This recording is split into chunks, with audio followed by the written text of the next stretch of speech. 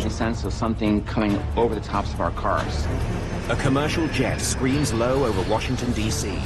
And the fireballs just billowed out of the Pentagon. We have watched the tragedy of an outrageous act of barbaric terrorism. I want passenger manifest, surveillance video, the works. The attack on the Pentagon mobilizes hundreds of FBI agents and NTSB investigators.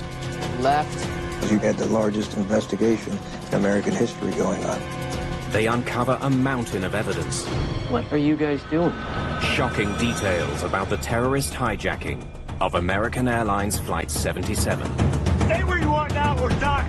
Their strategy was audacious but not complicated, and it worked.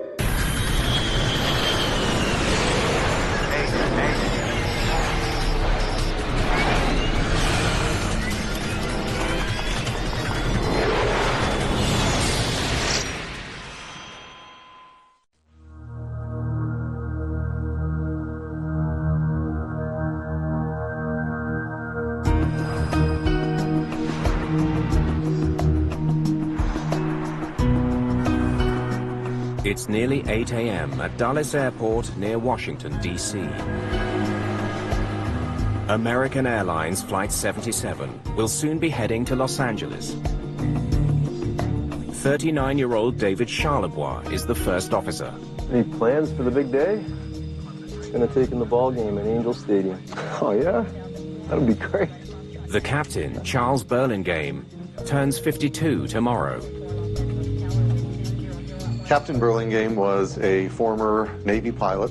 He was a graduate of the Fighter Weapons School, otherwise and more commonly known as Top Gun.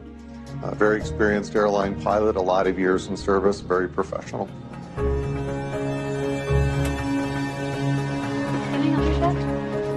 The Boeing 757 is less than half full this morning. There were only 58 passengers on board.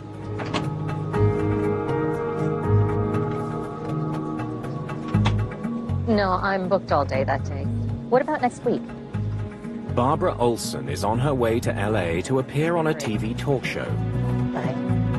Barbara Olson was a high-profile lawyer in Washington, D.C., very active in the political circles out there. She was also the wife of the U.S. Solicitor General at the time, Ted Olson.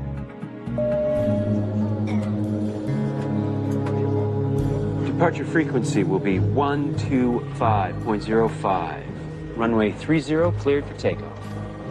Cleared for takeoff, 30, American 77. On the roll.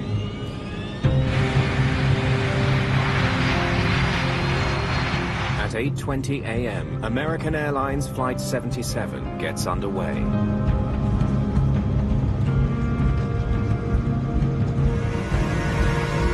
V1. Rotate.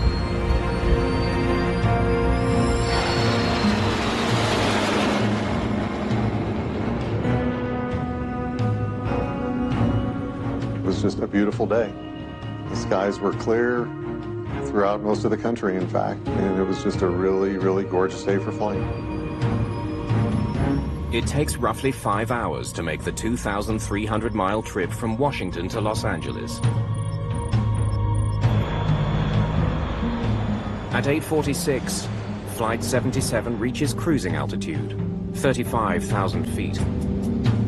Looks like we're going to have clear skies all the way. That's what we like to hear. American 77, turn right 10 degrees. Vectors for traffic. On the ground, air traffic controllers guide the 757. 10 right, American 77. I've always equated it to like a three-dimensional chess game, if you will. Steve Baird was an air traffic controller for more than 20 years. We work a lot of airplanes, 12 to 17 airplanes at a time, and they're moving along pretty fast. And so things are happening pretty quickly. American Airlines 77, clear direct Falmouth. Clear direct Falmouth, American 77. Thanks.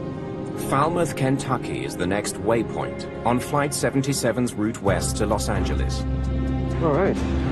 Time for a bit more coffee.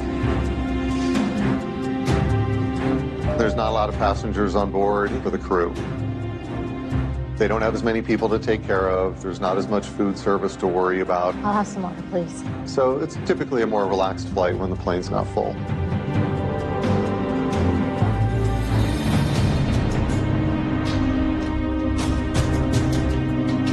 "34 minutes into the flight, controllers notice something odd. What are you guys doing? Flight 77 is veering off course. American 77, center.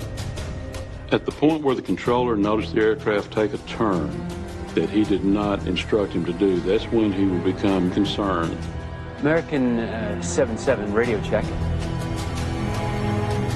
2 minutes later, their concern turns to alarm. 7, radio check. Flight 77 has vanished from their radar. Center calling American 77, American 77. Well, that's extremely rare that a plane would ever go missing, right? They just don't disappear. Controllers usually track flights using a signal from a transponder on board the aircraft. The transponder gives them the flight number, the speed, and altitude.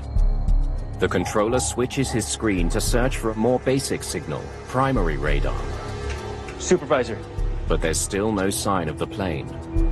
American 77, radio check. How do you read? Their concern grows with each second of silence.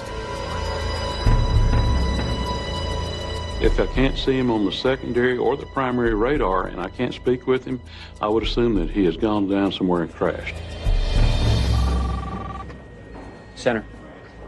Then, just after 9 a.m., a call comes in from American Airlines that's almost impossible for controllers to digest.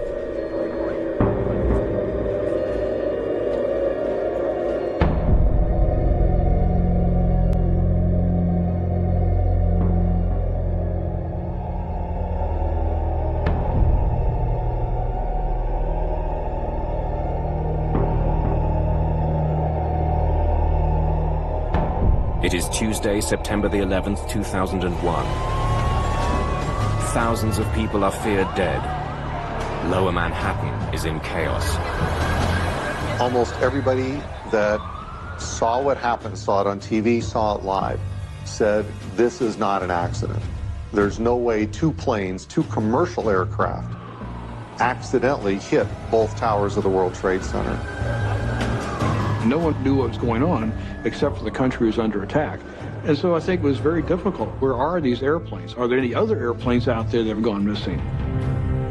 The fate of the missing 757 is now much more worrying. What if it hasn't crashed somewhere in the Midwest? We need to find that plane. With two aircraft already in the World Trade Center towers, another aircraft missing, air traffic controllers were most likely just going nuts trying to figure out what's happening. Supervisor. I've got a target tracking eastbound at a high rate of speed. At 9:32, more than half an hour after losing contact with the plane, controllers spot a mysterious radar return. Primary radar, that doesn't give you altitude or any real information. If it is Flight 77, it means the plane has turned around back towards Washington. We gotta warn DC. America's capital could be the next target. At this point, since he was aware of the attacks on the country, I'm sure he already thought that was one of the hijacked aircraft. Go for 06. Do you have a commercial aircraft in sight? Controllers recruit another pilot to try to learn more. They radio the only other plane in the immediate airspace, a C-130 cargo plane from nearby Andrews Air Force Base. Looks like an American Airlines 757. It's gotta be our plane. Center calling American 77, American 77. But the 757 is ignoring all radio calls. And it's heading straight for Washington. It's 9:35 a.m. and traffic into Washington is getting congested. I was on my way from my parish to the Arlington National Cemetery for a graveside service. Father Stephen McGraw is stuck on a freeway right beside the Pentagon. I took that exit actually because I knew that the Pentagon was near Arlington National Cemetery, and I couldn't remember how to get to Arlington National, so I thought I can't be that far off. I'll take this exit. But in front of the building, there ended up being standstill traffic. And then without warning, there was a rush, feeling the vibrations or the sound. I just know there was an overwhelming sense of something coming over the tops of our cars. The plane clipped the light pole as it went over the highway, and I turned instinctively to my right and to see just in time the plane coming in and just crashing into the building right in front of my eyes.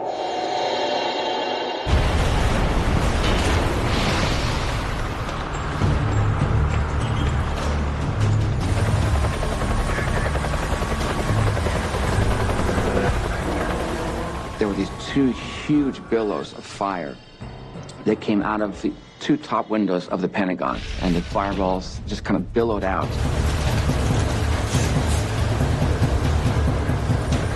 The symbol of U.S. military might is now in flames. Smoke pours from a gaping 90-foot wide hole in the Pentagon's west wall. One entire section of the building has collapsed. I had not heard anything about the World Trade Center crashes. Didn't have my radio on, hadn't heard anything. And so I just assumed that this was an accident.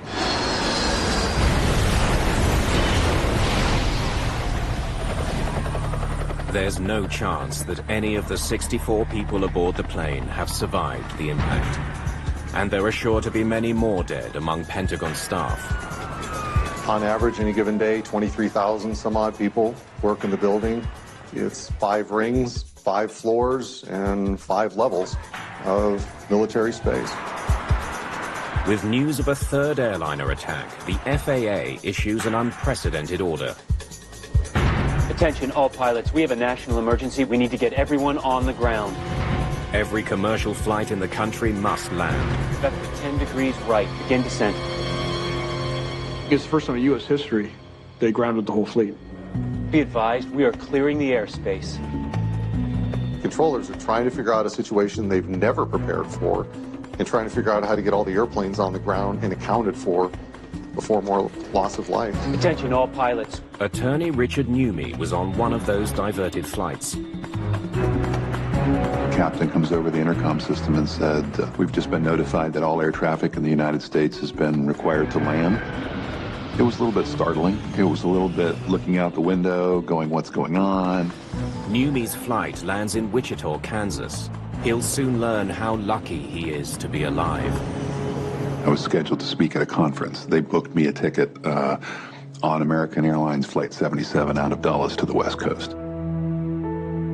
At the last moment, he switched his ticket to a more convenient flight. I had left the original flight itinerary on the refrigerator, drove to the airport, changed the ticket, got on the airplane, was very, very concerned that my wife was thinking that I was still on that plane.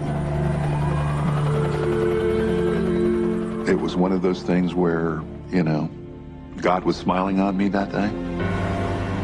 At the Pentagon, Father McGraw rushes towards the devastation. He wants to help whoever he can. And we're coming to one man in particular. He said, "What is your name?" I'm Father McGraw. I'll stay with you. And he said, "I'm Catholic." And so I actually gave him, in those moments, the sacraments, and anointed him on his forehead with the blessed oil, the oil of the sick. And when I did that, I remember saying to him, "I tell you, Jesus is with you now." Get everybody there! Gotta maintain 500 yards. Thousands of military staff evacuate the burning Pentagon. The United States is under siege. Just across the Potomac River, the hunt for those responsible is already underway. Want passenger manifests, witnesses, surveillance video, the works. We were setting up and actually getting our crew ready to respond to New York at the time. And then obviously we were hit then at the Pentagon, so we changed our plans. FBI Supervisor John Perrin sets up the agency's Washington command post. You realize that we're under attack is what we are. And then you realize that this is something that's never happened before. This is war. But before anyone can grasp the full magnitude of what has happened, another threat appears. The FAA has reports of a fourth hijacking. We were told that there was another aircraft heading towards Washington, D.C., and the last timeline we were given was it was about 8 minutes out. So what we did was we sent snipers up on the roof with binoculars to look out for this aircraft. Across the U.S., thousands of flights are now grounded. There's just airliner after airliner after airliner parked on the tarmac. Then, at 10:15 a.m., a blackened crater in rural Pennsylvania reveals what's left of the fourth hijacked plane. What was unique about that flight is the passengers tried to retake the flight. They were unsuccessful to the extent that the plane still crashed, but they were successful that it did not crash into whatever its intended target was going to be. 4 passenger jets have been hijacked and turned into flying bombs. Nearly 3,000 people have been killed. We have watched the tragedy of an outrageous act of barbaric terrorism carried out by fanatics against both civilians and military people. You never in your wildest dreams would think that they would take aircrafts full of people and turn it into literally a missile. Americans aren't used to being sucker punched. We're pretty much convinced that there's a Pacific Ocean and there's an Atlantic Ocean, and this doesn't happen here. And I think on that day, the reality that this is a new world happened.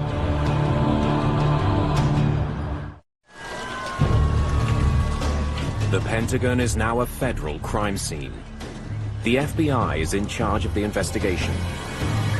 I'd seen my share of deceased, but to see that much in that certain amount of time in that area, I don't care how adjusted you are to it, you feel it. The FBI faces intense pressure to figure out who committed this terrible crime and how. Because the crime scene is also an aviation crash site, experts from the National Transportation Safety Board joined the investigation. The FBI's experts on crimes and criminal investigations, and that covers many areas. They aren't necessarily airplane experts, and that's where the NTSB can come in. Tom Houter was one of the first NTSB investigators at the scene. This airplane was hitting a very heavy structure, so most of the aircraft was reduced down to small pieces. Investigators need to find the black boxes and any other evidence that could identify the hijackers. It won't be easy. The massive impact has left a confusing mixture of debris. We provided 5, 6 people at different times who assisted on going through the wreckage, going through the building, trying to identify aircraft parts for them. Anything that we took out of the site, we had them look at it and they would identify it to us as either being an aircraft or a file cabinet. It was very apparent that we needed that type of expertise on the scene. Hundreds of searchers and investigators work around the clock. Deep inside the badly damaged structure, the risk of building collapse is a constant danger. The engineers, they had a technique to see if the building was starting to shift, and if they noticed shifting or heard creaking, everybody would rush out of it.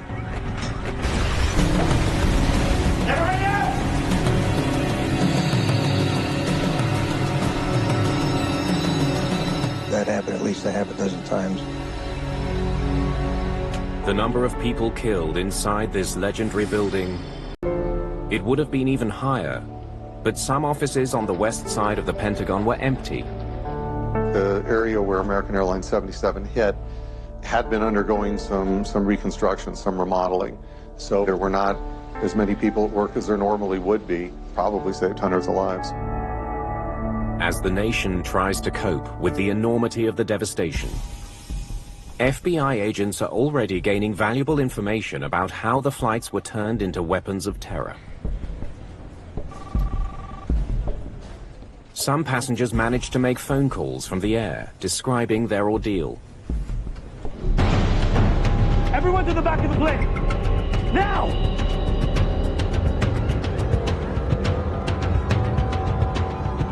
One of those calls was from Barbara Olson. Barbara Olson called her husband, Ted Olson, the U.S. Solicitor General at the time, tells him that the plane has been hijacked, that the hijackers have box cutters and knives, and they've moved people to the back of the plane. She reveals that the hijackers then forced the pilots to leave the cockpit. You need to do something. Barbara Olson was incredibly brave. If she's caught, she calls attention to herself, which may draw immediate violence to her. We'll make it out of here. It's fine. I love you. Not much more information is shared at that point before the phone is cut off.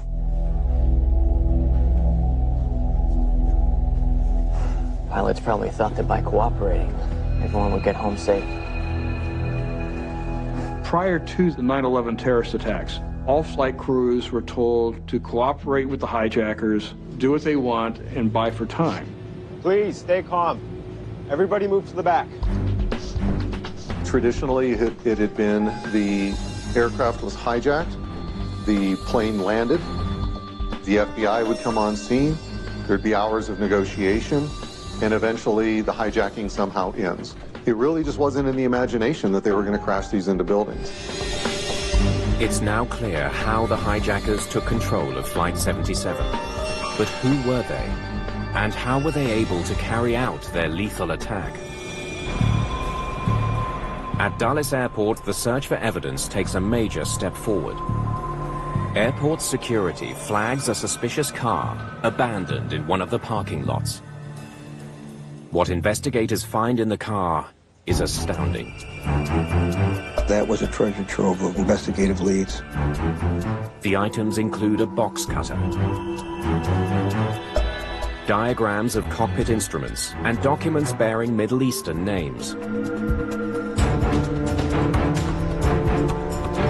They scan Flight 77's passenger manifest, checking to see if any of the suspicious names are listed. It didn't take too long to figure out who the hijackers were. The trail leads to 5 attackers. 3 were in first class. 2 more were seated in economy. The Pentagon attackers are quickly linked to 14 suspects on the 3 other hijacked planes. They found some commonalities right away.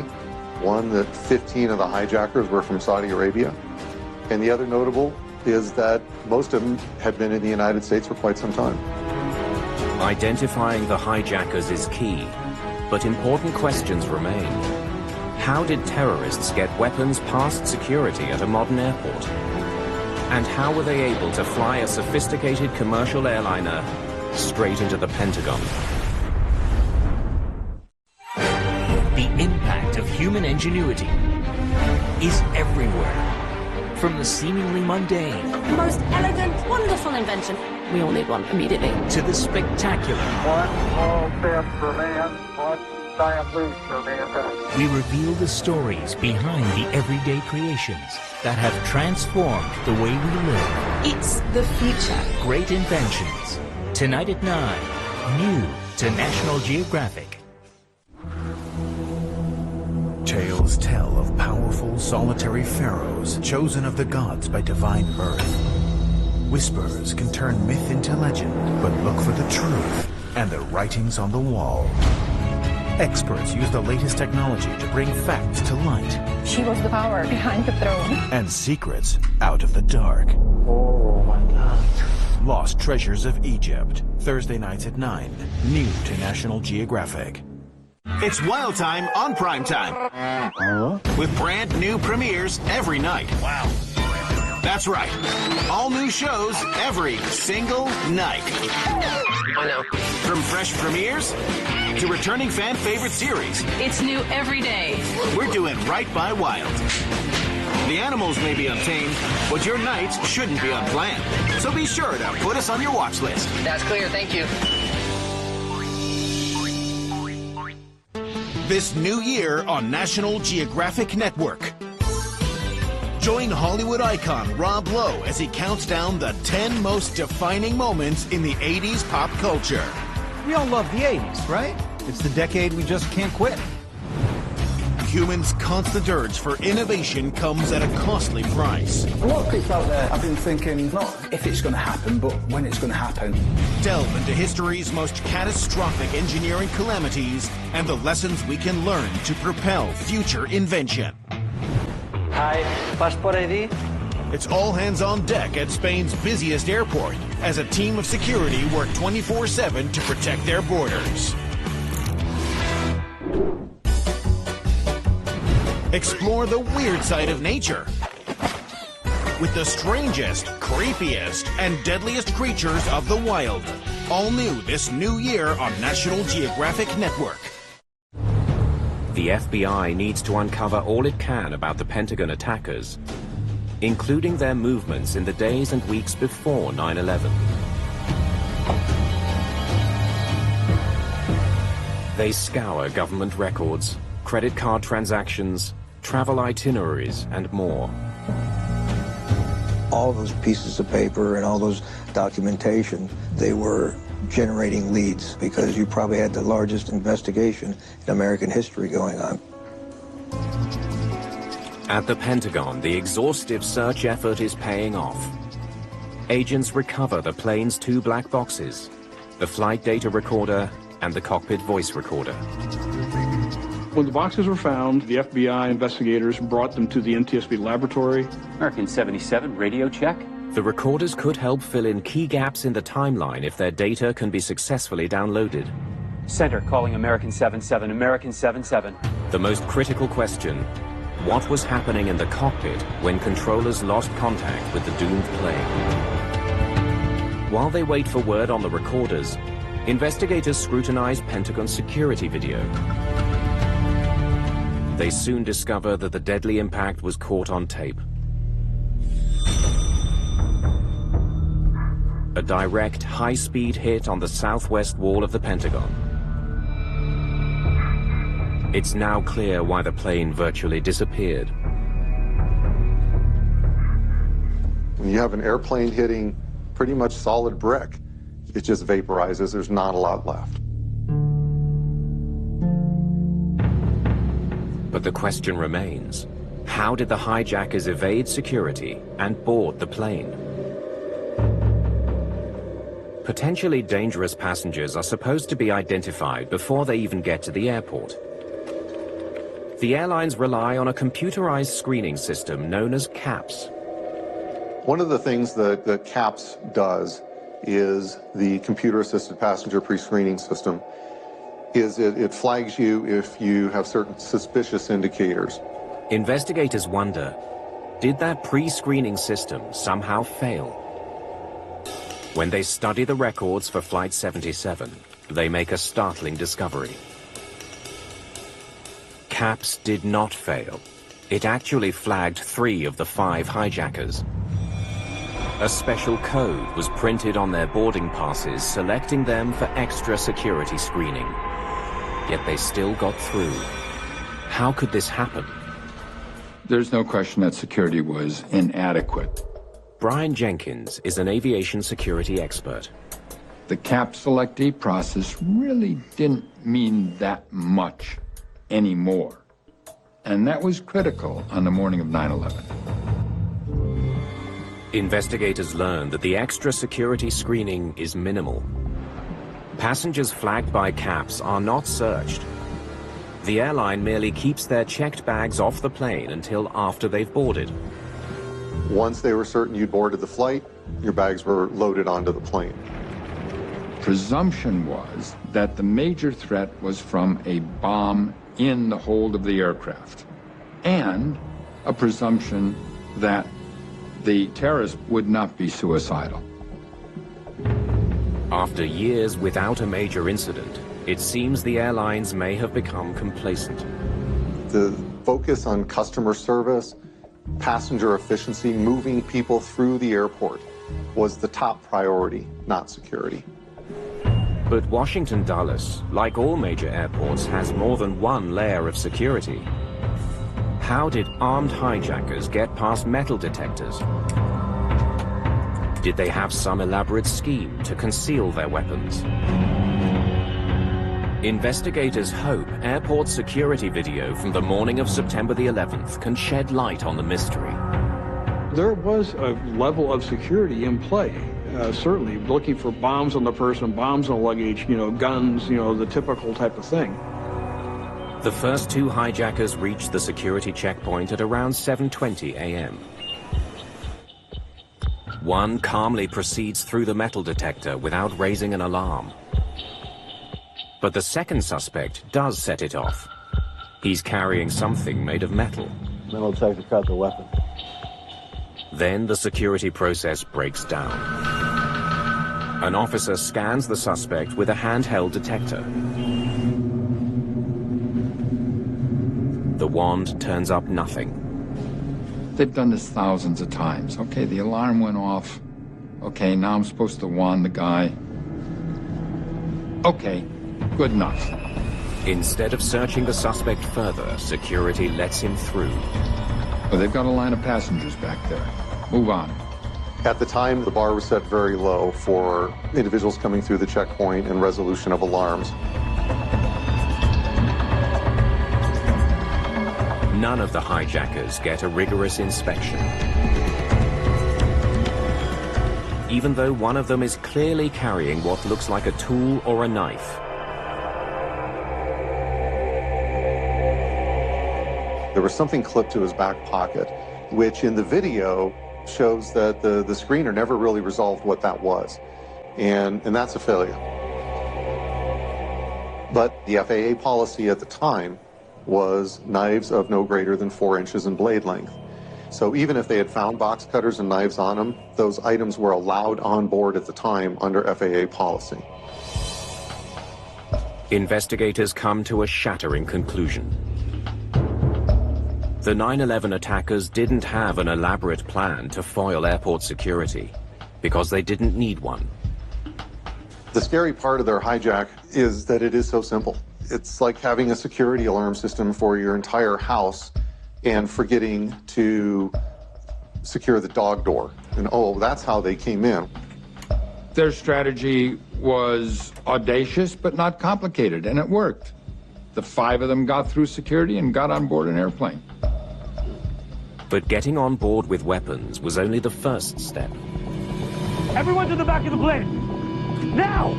The big mystery to solve now is how the hijackers were able to carry out the rest of their murderous mission.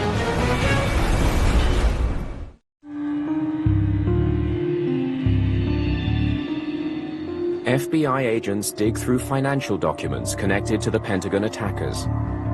They uncover a crucial lead, a check made out to a flight school in Arizona. Records show that Saudi national Hani Hanjour spent several years trying to become a commercial airline pilot. He'd applied to schools in Saudi Arabia to fly and was rejected. Eventually ended up doing flight training in Arizona and was kind of unusual in his flight training because he flunked a lot of checks along the way. 2 months before the attacks, Hanjour rented several private planes, including one he flew to a small airport near Washington, D.C. For the pilot perspective, it's one thing to fly a flight simulator. It's a completely different thing to be up in the air, to see what the real world looks like from the air. Airport flight records reveal more chilling details about Hanjour's preparations for 9/11. Just weeks before the attacks, he and one of his co-conspirators booked a commercial flight out of Washington's Dulles Airport. They bought seats in first class aboard a Boeing 757. I think they used the surveillance flights to try to understand how they could take over the aircraft and get into the cockpit. To learn things like, wow, about 30 minutes after takeoff, once we're at cruise, they open the door to give the pilots coffee. So all of that is valuable intelligence and insight for the hijackers. Ted, right? American 77. But flying a sophisticated airliner is very different from piloting a small private plane. How did the hijackers steer a 757 towards a target 35,000 feet below? Investigators hope the plane's flight data will provide some answers. Unfortunately, the cockpit voice recorder was too damaged and no information could be recovered from it. But we were able to read out the flight data recorder. They study the flight data to reproduce the exact movements of the plane throughout the flight. Power's increasing, vertical speed is good. Takeoff and climb look completely normal. You know, obviously, you look at the data, you speculate when did the hijackers take over the airplane, when did the terrorists, start doing what they did. That we don't know with any precision. Clearly, it's sometime before the airplane turned back. Banking left, nice and smooth. Must be the autopilot. The data reveals how the hijackers managed to turn the 757 around. This heading should take us back to DC. They relied on the plane's automation. You don't need to be a pilot at all when the autopilot's on. He can put a heading into the autopilot, he can put airspeeds into the autopilot. Everything can be done for him very smoothly, and he doesn't have to do a lot of control inputs.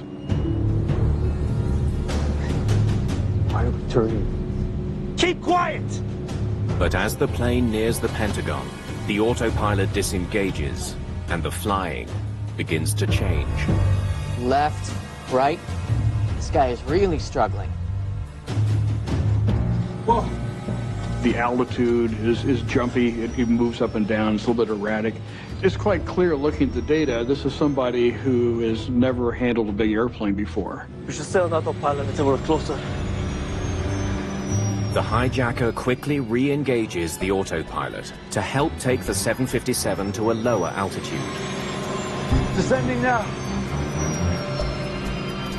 He's probably never flown an airplane this high, having to come down from, 30,000 feet down to ground level. That's a whole different maneuver than he's used to in a small airplane. But the autopilot isn't pre-programmed to fly to the precise location of the Pentagon. It's just ahead. Autopilot off. 8 minutes from impact, the hijacker must once again fly the aircraft by hand.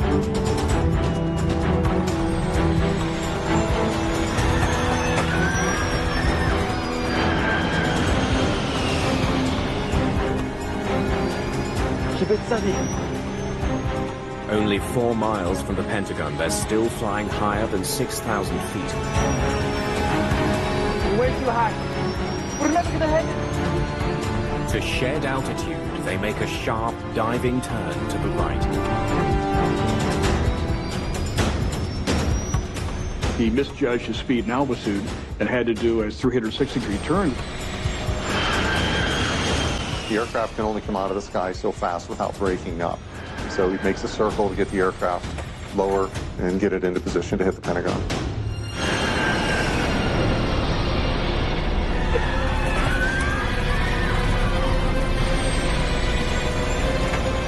He had a lot of luck going for him. He had a very clear day. So getting back, he probably could see the Pentagon from quite a distance out.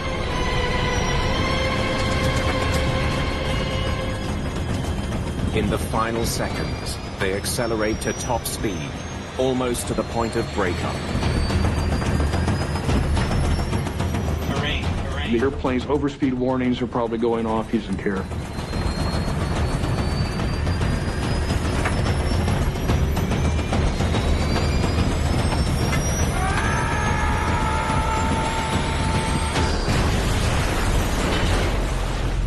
Terrorists probably could not have successfully landed that airplane.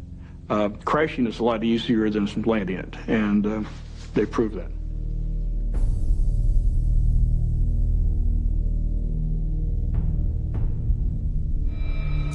Investigators now understand the deadly flight path of American 77. The flight data solves one more mystery as well. Why controllers lost radar contact with the 757 when the crisis began. Center calling American 77, American 77. Looks like somebody deliberately switched off the transponder. Here. The hijackers turned off the signal used to track the plane. The transponder controls are on the central console between the two pilots, so you can turn it off right there. It's very easy to do. American 77, radio check. How do you read? With the transponder off, Supervisor. controllers could no longer see the flight on their secondary radar. American 77. So turning off the transponder, if you're a criminal, makes sense because you don't want people to track you.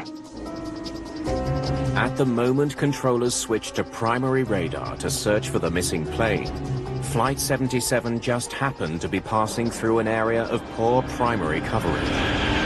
For American Airlines 77 to drop off radar in an area of limited radar coverage, one that's incredibly lucky for the hijackers, but also not totally unexpected, because not every square mile in the United States is covered by radar.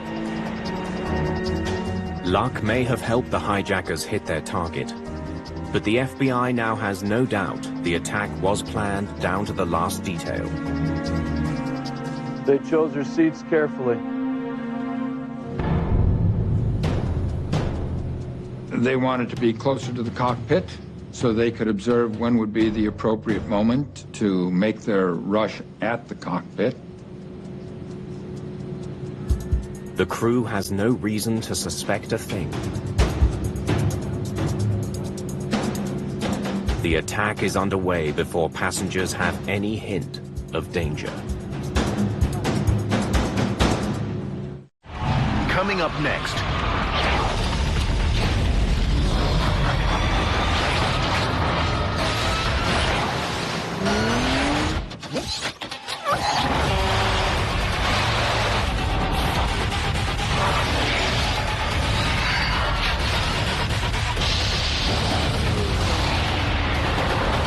This is the future.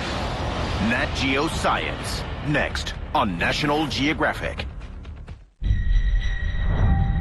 Behind every ocean wreck is a disaster. It's the most challenging shipwreck I ever worked with. Using the latest technology, National Geographic investigates the disasters of the past. Dive into danger and mystery. Ocean Wreck Investigation. Tonight at 11. New to National Geographic. Winter. From its beauty and wonder to its punishing brutality. Uncover an unparalleled season of magic and majesty.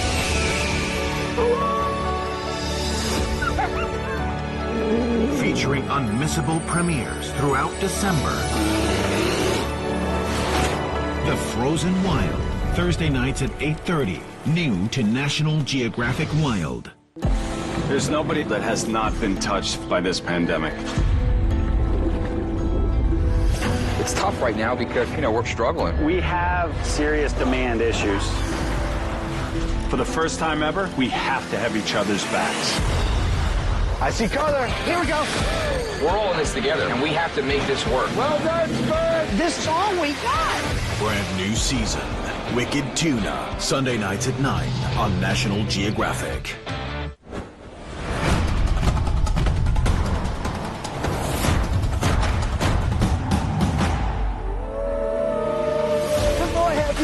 When exposed to the elements, the line between fortune and failure is razor thin. I'm just feeling defeated. But with man's best friend by their side, we'll find out who's really wild by nature. Called to the Wild, Thursday nights at 10, new to National Geographic. We're not backing down. The fate of Flight 77 is now sealed. Ani Hanjour, he's the pilot. In all likelihood, he's not going to get involved at all in the initial stages of the hijacking. Please don't let me. Because if he's hurt or killed, then the mission's unsuccessful at that point. Open the door. Cut yourself. The flight attendants carry keys to the cockpit door, so an option is to overtake a flight attendant, take their key, and then just unlock the door.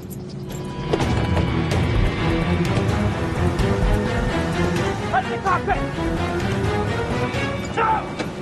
The pilots have no warning and no time to alert authorities. There is a hijacking control code that the pilots can put into the transponder, but apparently that didn't happen. Stay calm. Stay calm. Don't hurt anybody. That's the flight attendant they've been flying with probably for years. One of your best friends is on the other side of that door with a knife to their throat. That's a different scenario than somebody you don't even know. Everyone to the back of the plane! Now! The hijackers begin their descent. American 77, radio check. How do you read? I love you. I'll see you soon. It is unlikely that crew or passengers would have thought that the plane is going to be turned into a missile. The erratic flying almost certainly gets the attention of the captain, but there's nothing he can do. You have to let me back in the cockpit. Stay where you are now or die!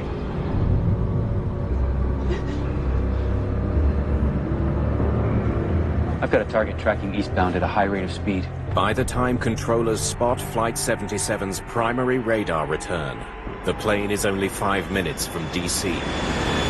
But nothing the controllers could have done. The 100-ton jet screams lower and lower. Steel light poles snap like twigs. Terrain, move up! Up.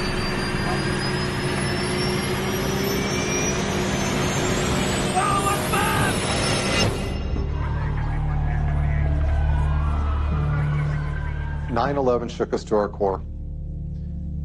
Anybody that was of age during that time, it's like the Kennedy assassination.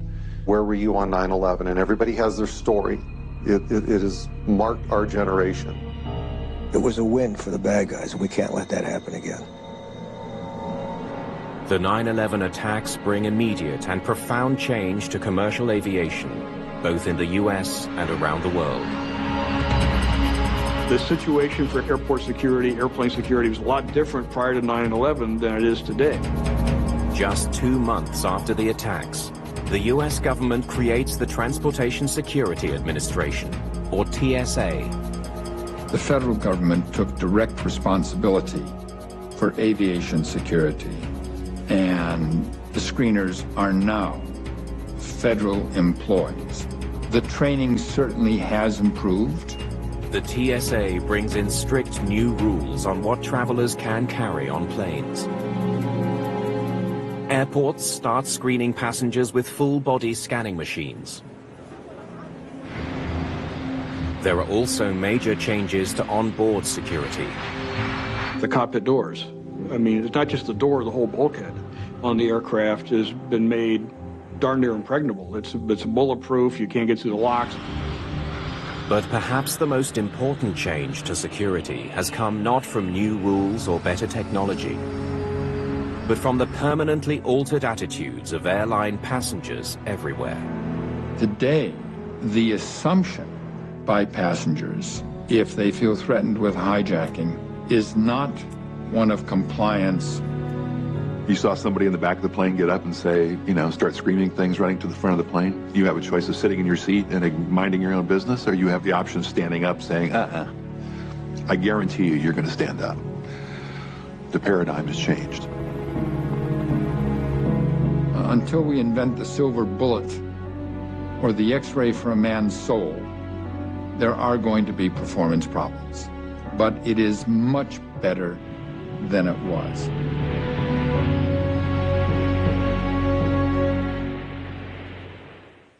Every Monday to Friday at 11 p.m., can the investigators uncover the truth of what really happened? Stop or I'll shoot! He's hiding something from us. This is some conspiracy? Steer! They didn't stand a chance. Who was behind it? How did they do it? What were they thinking? There's always more to the story. Nat Geo Investigates, Monday to Friday nights at 11 on National Geographic. Coming up next.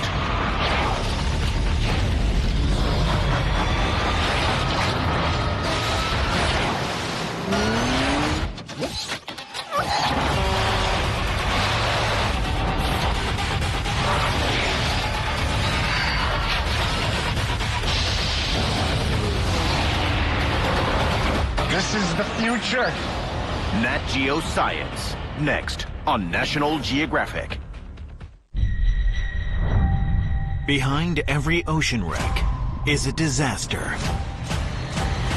It's the most challenging shipwreck I ever worked with. Using the latest technology, National Geographic investigates the disasters of the past. Dive into danger and mystery. Ocean Wreck Investigation. Tonight at 11. New to National Geographic. We were born in Africa, and so it really has been a part of our lives. When we went into the wild, we fell in love with lions and big cats and dedicated our lives to that. We're in the business of changing the world. We're in the business of conserving the planet. We realized that we're exploring to change the planet and to change perceptions. It is our responsibility to speak out and address the situations that need to be changed.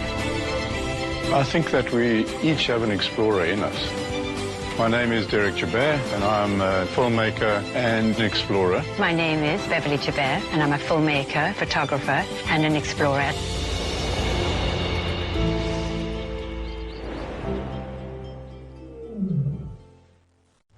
This new year on National Geographic Network.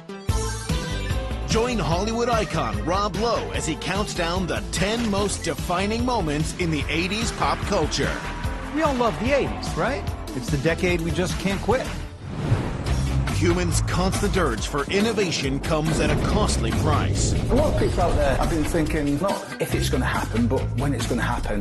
Delve into history's most catastrophic engineering calamities and the lessons we can learn to propel future invention. Hi, passport ID? It's all hands on deck at Spain's busiest airport as a team of security work 24/7 to protect their borders. Explore the weird side of nature with the strangest, creepiest, and deadliest creatures of the wild. All new this new year on National Geographic Network. There's nobody that has not been touched by this pandemic. It's tough right now because, we're struggling. We have serious demand issues. For the first time ever, we have to have each other's backs. I see color. Here we go.